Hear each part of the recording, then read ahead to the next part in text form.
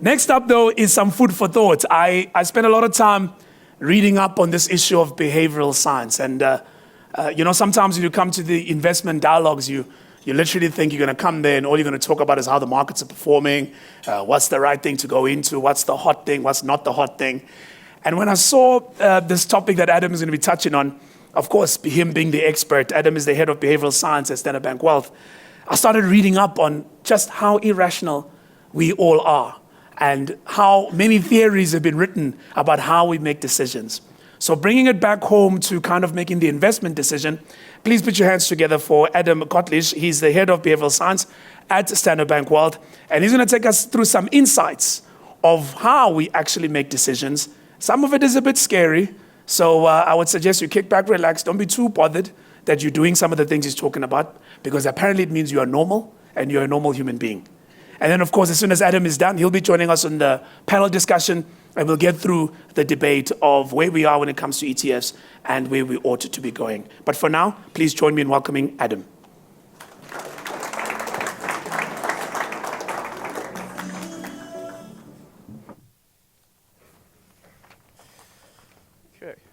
Good morning, everyone.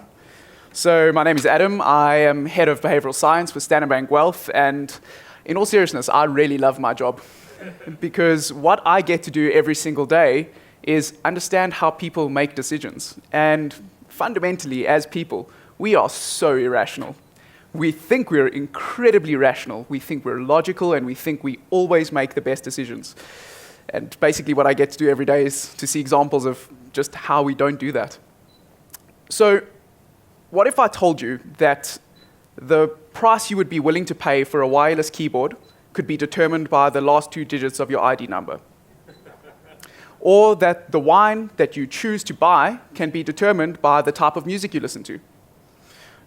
How about whether your motivation to click on a link can actually be determined by how much coffee you've drunk that morning? All of this sounds irrational, sounds like it can't influence us, but has been proven unequivocally by research across multiple contexts. It means that more than we know and more than we realize is influencing us every single day to make a variety of decisions, from anything as simple as what to eat for breakfast to as complex as what to invest in. So by training, I'm actually a behavioral economist, and behavioral economics is a subset of behavioral science. Behavioral science seeks to fundamentally understand behavioral decision-making across a variety of contexts. What behavioral economics is really zoomed in on that. It's about understanding and applying psychological insight into economic decision-making. And broadly, when we talk about behavioral science, there's 3 assumptions that we make about people. 1, we're irrational. 2, we have unstable preferences. And 3, we constantly make decisions that undermine our own utility. Now, this basically applies to anybody who's ever bought anything on Black Friday. And we demonstrate this constantly. We don't have stable preferences because otherwise we wouldn't buy things on sale. We constantly make poor decisions because, we invest in the wrong things, we buy the wrong products, we buy the wrong clothes. We constantly make poor decisions. And this challenges fundamental things that neoclassical economics tells us. It challenges the thought of the classically rational human being and instead places us in a more realistic frame, in a frame of bounded rationality and in a frame of human realism, essentially. So behavioral science has really become quite prominent across the world. Research, the most up-to-date research, has identified about 200 nudge units or behavioral science units operating across the world, across multiple industries, everything from retail, lifestyle, financial services, hospitality, healthcare, everything. We have an example in Discovery in South Africa who's been championing behavioral economics. And I think that it's becoming more and more prominent because there is an increasing understanding that we need to understand people fundamentally as they truly are, not as we think they are. And you've kind of seen this being rewarded. So there's been 2 Nobel Prizes awarded to people who've been studying behavioral economics, Daniel Kahneman and Richard Thaler. And these contributions are becoming incredibly significant, and they're starting to change the way we think about how people make decisions and fundamentally how people behave in the complex world that we live in. And I say complex world because as of this moment right now, this is the most complex life that has ever existed for human beings. So if you think about your morning this morning, how many decisions do you think you've made? The reality is a hell of a lot more than you think. So, I mean, play it out, right? You wake up, the first thing that happens, your alarm goes off. You're faced with a choice, snooze or dismiss. I don't have the greatest willpower, snooze, right? But already, that's in my half-conscious state, I've already made my first decision. And so it goes. I wake up, do I go to gym? No, yes. Do I have breakfast? No, yes. What do I have? How do I get to work? Do I drive the same route, different route? What is the traffic looking like? By the time I arrive at work, I have made an unbelievable amount of decisions. And the thing is that the more decisions we make, the more it starts to chip away at our very limited cognitive resources. At any one temporal moment, we're exposed to over 100,000 sensory inputs. Our brain is actively able to process 40 at a time. So the thing about that is that all of those 100,000 inputs are influencing us. All we're consciously aware of is the 40. And the thing about decisions is that they start to snowball. So, I mean, consider the buffet breakfast here this morning. It wasn't only what you chose to eat, it was what you didn't. Because everything that you walked past was a decision. So, do I have a tomato? Yes or no? And if no, I move next. And increasingly, we become sort of habituated to this constant decision-making. And what this leads to is an unbelievable decision fatigue.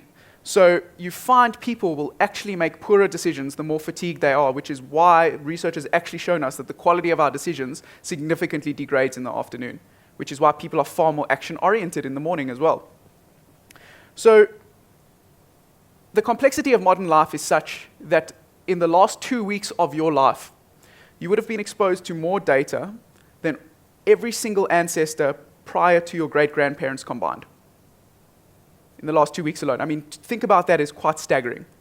And it means that our minds really were built for a world that is not necessarily this world. They were built for a world, 800,000 years ago, a million years ago. That's when most of our cognitive evolution actually happened. And what it means is that the adaptations that were significant and really led to a huge amount of survival advantages a million years ago can actually become quite maladaptive today. And what this has done is that it's actually taken our thinking into two diverse streams, right? And two systems of thinking. We have system 1 and system 2. Now, system 1 is our fast, unconscious brain. We make decisions like this. It would be something that you would call your gut instinct, almost. Then you get system 2. System 2 is really your deep, effortful, logical processing. And the split between these two systems is significant. 95% of our thinking is actually governed by system 1. So we really don't engage that deeply in 95% of the decisions that we make. And why this is worrying is because we weren't built for such complexity that we're faced today. And the reason that we've even developed system 1 is quite apparent when you think about it. So place yourselves 800,000 years ago, we're hunter-gatherers, and you're armed with no weapons, you're out in the wild, and you see a bush rustle. You're not really going to interrogate to see, well, the bush is rustling at this velocity, we're in a non-predatory environment, it's a hot day, so maybe the predators are sleeping. The bush rustles, and you run. And that was the shortcut that our brains made for us. And those shortcuts have permeated modern life. And in the same instance that the bush rustles and we're sort of keen and quick to make a decision, the same thing applies to a host of decisions that we're now faced with, especially in the financial world. And this has become more and more apparent, and the speed of execution at which we make decisions has become more apparent. So a survey conducted by Barclays actually found that people take less than a second to make a choice whether they're going to invest or not at an average cost of 10,000 Rand per year. Less than a second is actually how long it takes for people to decide whether to do something or not. That's incredibly worrying because it means that people necessarily haven't given the thought that they needed to regarding the decision as a whole. And what I thought I would do at this juncture is specifically talk about 3 topics that have huge relevancy to the investment worlds and financial choices, and how behavioral science really impacts the appraisal of these decisions. So the first one is choice. As human beings, we love choices. The more choices, the better. But here's the thing. the more choices is the more we hate to choose. So it becomes quite a paradox. It really is the paradox of choice. So the more increasing options we have, the better we feel about the choice that we get to make. But it actually leads to decision inertia. And the reason it leads to decision inertia is because if I present you with 25 choices, I'm giving you 24 potential opportunities to be wrong. And this is such a powerful motivator that people would fundamentally rather not make a decision than have a chance at being wrong. This is a big influence. And the way that behavioral science has really stepped in here is to say, let's give people choice, but let's give them bounded choice. So the choice is still there. 3 to 5 options really is the golden number. Giving people a choice to choose between 3 to 5 options has been shown neurologically to be the absolute right amount of choices to make, because it gives people the happiness that they want to see when choosing, and neurologically happiness is the right thing. When people are presented with choices, the same areas light up in the brain when you see puppies. I mean, that's neurologically proven, right? So you give people the choice and you allow them to choose from a constrained choice set, actually leads to far better returns and far less decision paralysis. The next thing, which is, I'm sure, common to the field that you guys are aware of, is herd behavior. So I'm certain most of you in the room have seen, at some point, The Lion King, either the animated version or the re-release. And the reason I touch on this is because it was, recently on cinema, but there's an example that comes from The Lion King which demonstrates herding instincts quite remarkably well. It's quite a tragic example, but we power on. So when Mufasa dies, the wildebeest obviously are stampeding away. Now there's this herd of wildebeest, hundreds of them. And the reason that they were stampeding in the first place was because they were hyenas.